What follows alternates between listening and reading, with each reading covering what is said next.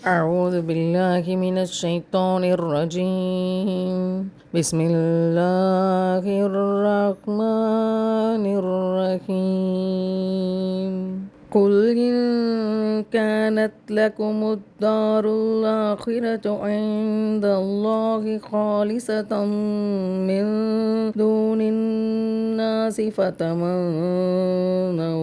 فتمنوا الموت إن كنتم صادقين.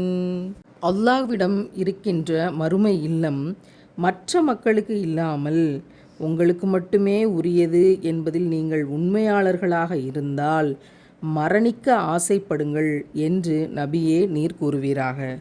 நபிகள் நாயகம் ஸல்லல்லாஹு அலைஹி வஸல்லம் அவர்களை அழைத்து வேதக்காரர்களிடம் பின்வருமாறு தகவலை சொல்லி அல்லாஹ் கட்டளையிடுகின்றான்.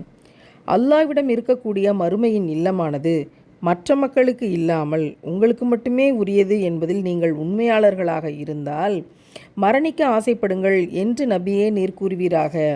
யூதர்கள்ட்ட சொல்லி அல்லாஹ் இப்படி கட்டளையிடுறான். அதாவது நம் இரு பிரிவினரில் யார் பொய்யர்களோ அவர்களுக்கு எதிராக மரணத்தை அழையுங்கள் என்று கூறுமாறு பணித்துள்ளான். ஆனால் அல்லாஹ்வின் தூதர் நபிகள் நாயகம் ஸல்லல்லாஹு அலைஹி வஸல்லம் அவர்களுக்கு எதிராக அவ்வாறு செய்ய மறுத்து விட்டார்கள். இதை குறித்து பின்னாடி மார்க்க அறிஞர்கள் விளக்கம் சொல்லுகிற போது சொல்கிறாங்க, அல்லாஹ் சொன்ன நாளில் யூதர்கள் மட்டும் இறப்பதற்கு ஆசைப்பட்டிருந்தால் பூமியில் உள்ள அனைத்து யூதர்களும் ஒருவர் விடாமல் மடிந்து போயிருப்பார்கள்.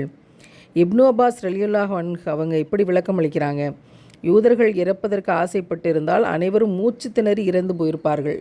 யார் பொய் சொல்கிறாங்களோ அவங்க மரணித்து போகட்டும் அப்படின்னு சாபம் கொடுப்பதற்கு முன் வந்தால் அவர்கள்தான் பொய் சொல்லியிருக்கிறார்கள், அது அவர்களுக்கு தெரியும். அதனால் அவர்கள் இப்படி கேட்க மறுத்து விட்டார்கள்.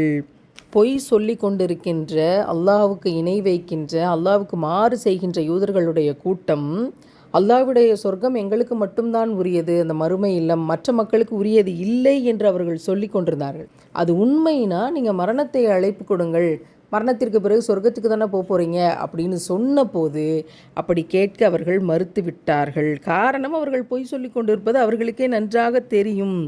அவர்கள் அநீதி இழைக்கின்றார்கள், அவர்கள் தீவினை செய்தார்கள். அந்த தீவினையின் காரணத்தினால் நாளைக்கு என்ன நடக்கும் என்பது வேதத்தில் உள்ளது. அதை அவர்கள் தெரிந்தே வைத்திருக்கிறார்கள். எனவே அல்லாஹ் சொன்ன மாதிரி கேட்க ஒருபோதும் ஆசைப்பட மாட்டார்கள். அநீதி இழைத்தவர்களே அல்லாஹ் அறிந்தவனாக இருக்கிறான். இன்றைக்கு வாயை வாடகை விட்டு பிழைத்து கொண்டிருக்கிறவர்களெல்லாம் இப்படி ஒரு நிலைமைக்கு வந்தால் இந்த உலகத்தில் எவனும் பொய் பேசுபவன் மாற்றி பேசுபவன் இருக்க மாட்டான் என்பதை யோசிச்சு பாருங்க.